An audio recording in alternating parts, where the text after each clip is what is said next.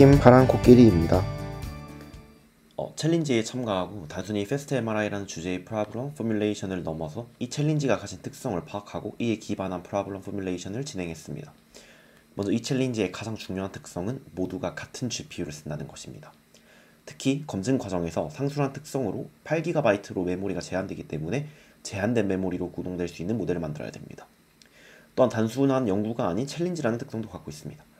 비교가 목적이 아닌 좋은 성적을 내는 것이 목적이기 때문에 메모리가 허락하는 한 모델의 크기를 얼마든 늘릴 수 있습니다. 따라서 이 챌린지의 핵심은 먼저 네트워크에 최대한 부담을 줄이는 방법을 찾고, 두 번째, 메모리 안에 최대한 큰 모델을 품는 것이었습니다.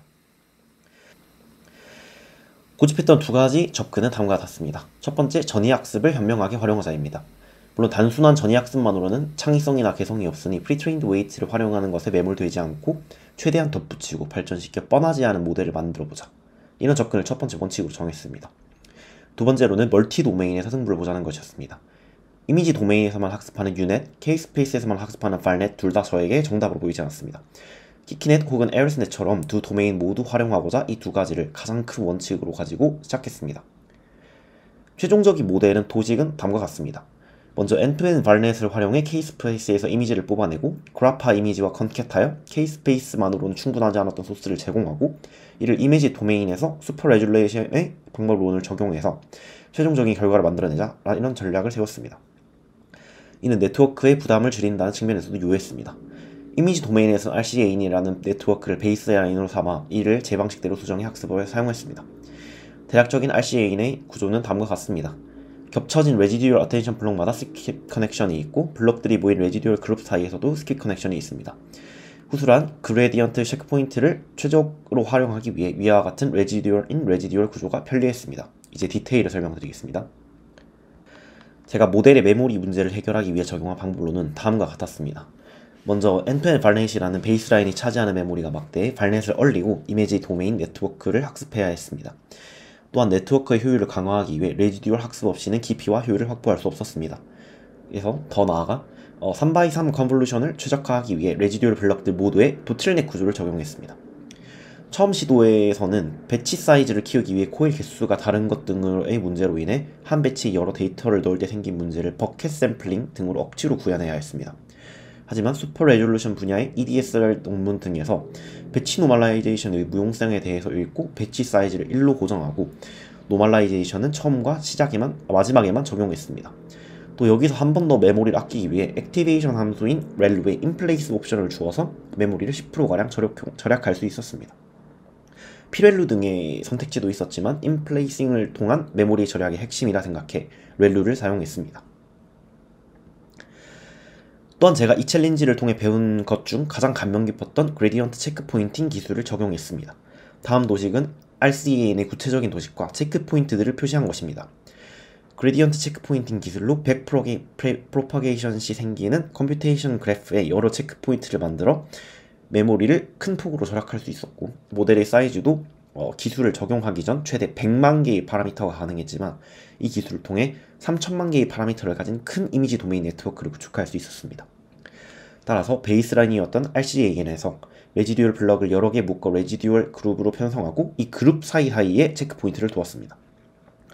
모델의 파라미터가 이제 이 기술을 적용하기 전에는 100만 개 정도와 한계였고 한 에포크에 2시간가량이 걸렸습니다. 하지만 기술 적용 후에는 대략 3000만 개의 파라미터를 한 에포크당 6시간 정도로 학습할 수 있었습니다. 사이즈가 30배 정도 커졌지만 트레인 타임을 3배 정도만 희생하였습니다. 최종적으로 이 모델이 가진 구조는 레지듀얼 어텐션 블럭, 가장 작은 블록마다 160개의 피처 맵, 이러한 블록 25개를 가지는 그룹 4개를 편성하여 총 100개의 블록을 각각 160개의 피처 맵으로 학습했습니다. 이렇게 메모리를 절약하고 효율을 끌어올려도 여전히 학습의 속도는 느렸습니다. 저는 이 속도가 데이터 로딩의 인풋 아웃풋 딜레이에 기인한다고 파악하고 이를 해결하기 위해서 넘 월커스를 4가량 주자 속도가 30% 정도 증가했습니다. 또한 RCAN을 베이스라인으로 선택한 것은 160개의 피처 맵 중 로우 프리퀀시에 해당하는 피처 맵들은 가중치를 낮추고 SSI의 향상에 결정적인 역할을 하는 하이 프리퀀시 피처 맵의 가중치를 높이는데 어텐션이 적합했기 때문입니다. 어텐션 레이어를 레지듀얼 블럭마다 두어 피처 맵에 집중하는 구조를 선택했습니다. 또한 데이터 평가 시 마스크를 적용하는데 이를 로스 펑션 계산에 반영해주어 모델이 필요한 부분에만 집중할 수 있도록 해주었습니다. 마지막으로 셀프 앙상블 메소드를 도입해 원본 이미지, 180도 회전한 이미지, 그 다음에 플립한 이미지, 180도 회전한 이미지를 좌우로 플립한 이미지 4가지를 이제 각각 모델에 통과시킨 후 나온 이미지들의 평균을 내어서 여러 모델의 학습 없이 앙상블하여 최종적인 성능 향상을 도모했습니다. 몇 가지 실패한 접근들이 있었는데 첫 번째는 원바이원 컨볼루션을 FC 레이어의 역할을 한다는 것에서 영감을 받아서 모델 마지막에 이를 적용한 레이어를 두었지만 성능 향상에 크게 의미가 없었습니다. 두 번째 접근은 이미지 도메인을 레지 유닛 모델을 직접 적용하는 것이었는데 여전히 한계가 있었습니다. 세 번째 접근은 이제 엔투엔드 발렛이 일반적인 유닛을 사용하는데 이를 앞서 말씀드린 레지 유닛으로 교체해 레이어를 쌓아 전이 학습하는 접근을 해보았는데 크게 효과는 없었습니다.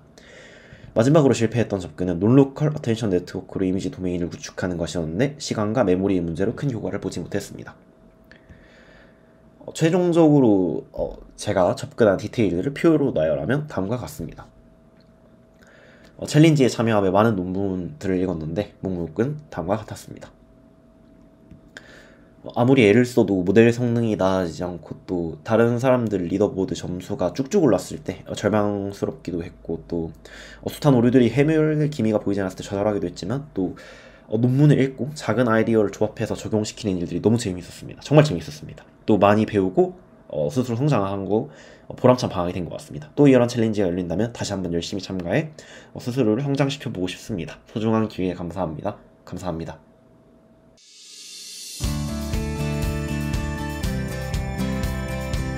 팀 파란 코끼리입니다. 먼저 수상 소감은 내가 이걸 받아도 될까? 이런 생각이 들었던 것 같습니다. 제가 대회를 시작하면서 생각했던 목표치보다 조금 낮은 걸 해가지고 스스로한테 조금 실망하기도 했고 좀 더 다 잘하고 싶었는데 안 돼서 좌절했던 경험들이 좀 더 인상 깊게 남아가지고 했는데 그럼에도 불구하고 정말 많이 노력했는데 방학 내내 이거에 열심히 논문도 읽고 이렇게 했는데 좋은 결과가 나오니 노력하면 좋은 결과가 나오긴 하는구나 이런 생각이 들었던 것 같습니다. 두 번째 일단 좋았던 점은 첫 번째로는 공대에서 이제 참가자들에게 주는 GPU가 저에게 너무 좋았습니다. 사실 일반 학생이 GPU를 사용해볼 기회가 잘 없는데 이번 기회를 통해서 GPU를 통해서 직접 딥러닝을 해보면서 이제 그런 환경들에 대해서도 자세하게 이해하고 저희가 CPU로 할 수 있는 것보다 더 큰 모델을 더 빠른 속도로 돌릴 수 있는 경험 자체가 너무 소중했습니다. 두 번째는 이 챌린지 자체가 되게 적당한 난이도로 프로블럼 포뮬레이션이 돼 있다는 점입니다. 그래서 논문 같은 거를 읽어도 이제 선행 연구 같은 것들을 읽을 때 수식 같은 게 이제 공학 수학 정도로 공부한 사람이라면 충분히 이해할 수 있는 정도의 수식이어서 그걸 통해서 공부가 많이 되었고 논문에 대한 어떤 두려움도 없어졌다는 게 되게 저에게 고무적이었습니다. 세 번째는 이 주제를 한 레퍼런스를 할 수 있는 페이퍼가 정말 많다는 것입니다. 저희 다들 아시다시피 중앙도서관을 통해서 다양한 학술지에 접근할 수 있는데요. 거기서 있는 논문들을 읽고 그 논문들의 아이디어를 조합하고 더 제 모델을 발전시켜 나가는 과정이 너무 재미있었습니다. 그리고 Papers with Code라는 사이트에 가시면 이런 비슷한 주제로 되게 높은 매트릭 이런 기준치를 올린 코드들이 공개되어 있는 경우를 잘 확인할 수 있고 그런 거에서 이제 많은 레퍼런스 코드들을 보면서 이런 식으로 구현했구나 대충 이런 딥러닝을 할 때 쓰이는 일단 워크플로우가 이런 식이구나 이런 걸 알게 됐던 게 되게 좋았던 것 같습니다. 그리고 네 번째 상금에 대한 이런 이 대회의 유인이 되게 좋았는데요. 뭔가 실제로 이걸 하면서 정말 성능이 안 오르고 이럴 때마다 되게 심적으로 힘들었는데 상금 이런 게 저에게 큰 동기부여가 됐던 것 같습니다. 그리고 다섯 번째는 이 대회 자체에서 주어지는 파이토치 베이스라인인데 지금도 이 베이스라인을 이런 클래스 하이어라키들을 잘 사용하고 있고 커스텀 데이터 로더에 대한 이해도 대회에서 주어진 베이스라인을 통해서 완벽하게 할 수 있었고 이걸 통해서 되게 많이 공부했던 것 같습니다. 혹시 다음 챌린지가 열린다면 참가자분들께 약간의 어드바이스, 제 경험에 대해서 말씀드리자면, 첫 번째는 논문을 되게 많이 읽어보았었는데 이게 그냥 논문을 읽는 경험 자체만으로도 되게 도움이 되었고, 논문에서 오는 아이디어들이 모델 발전에 되게 도움이 되었던 것 같습니다. 두 번째는 메모리 확보를 어떻게 할 것인가를 고민해 보는 게 성능을 높이는데 되게 좋은 좋은 고민이었던 것 같습니다. 실제로 사이즈가 큰 모델일수록 더 좋은 성능을 낼 테니까요. 세 번째는 이제 챌린지 공부뿐만이 아니라 다른 딥러닝을 조금씩 공부하면서 거기서 얻은 인사이트들이 모델을 구성하는 데 많이 도움이 되었습니다. 네 번째는 제가 이 챌린지 성능이 너무 안 오를 때마다 스트레스를 너무 많이 받았었는데 내년에 참가하시는 분들은 좀 더 즐기는 마음으로 참여하셨으면 좋겠습니다.